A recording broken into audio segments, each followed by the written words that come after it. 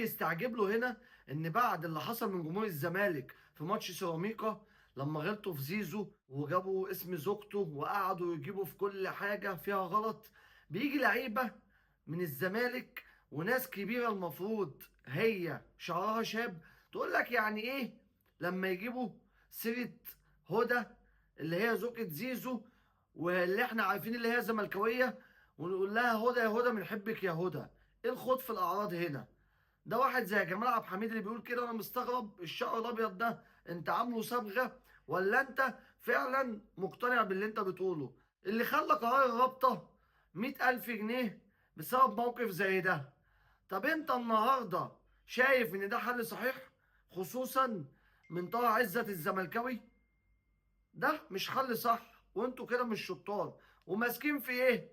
اصل مراقب الاهلي ما جابش الغلط اللي اتغلط في حسام حسن عشان يتقال له كلمه عبيط. هما دي اللي بالنسبه لهم غلط، لكن لما يقولوا الجعان هما نسيوا اللي هما جمهور الوجبه وال200 جنيه. بس الناس دي مغلوبه على امرها، الناس دي اللي بتعمله ده بيعوض النقص تشوفوا من فريقها اللي محزنهم طول حياتهم، اللي خلاهم كسبوا ماتش سيراميكا اول ماتش في الدوري.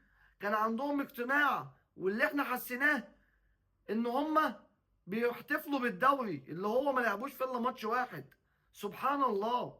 ومن الماتش ده بنوا عليه اللي هم هياخدوا افريقيا اللي ما بيلعبوش فيها برضك، وبنوا عليه اللي هم هيشاركوا بدل منتخب مصر في 2026 في امريكا في كاس العالم. كل ده عشان كسبوا ماتش، واللي خلاهم يقولوا هدف محمد شحاته ياخد جايزه بوشكاش. ده مش بوشكاش بس، ده المفروض ينافس على الكره الذهبيه. الجون اللي انت فرحان فيه ده قفشه جايبه من كام سنه في المقصه. احنا على كده جون قفشه لازم كل جمعه نعيد بيه عليكم ونحتفل بيه، لان بجد ده جون زلكوا وخلاكوا ما تاخدوش بطوله انتوا من 2002 مش عارفين تاخدوها، وخلاكوا محرومين من المشاركه في كاس العالم للانديه. فعلا جون قفشه ده اللي احنا نفضل نحتفل بيه ونحفل بيه عليكم مدى الحياه، بدل انتوا دماغكم كده. وانا عذرك اللي بقول لك قفا زيزو هيفضل الاقوى في تاريخك، مع انك انت واخد قفاين قبليه، واحد بتاع امام عاشور وواحد بتاع بن شرقي. بس انا بقول لك قفا زيزو اللي حرفيا قطمك وكسر ظهرك.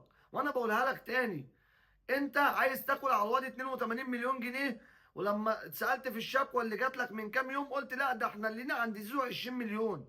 يا ابني انت اللاعب سابك عشان مش قادر توفر له فلوسه ومرتبه، ومش قادر تحقق له اي انجاز يعلي من شأنه، فراح شاف مستقبله اللي احنا بنقول لك اتفرج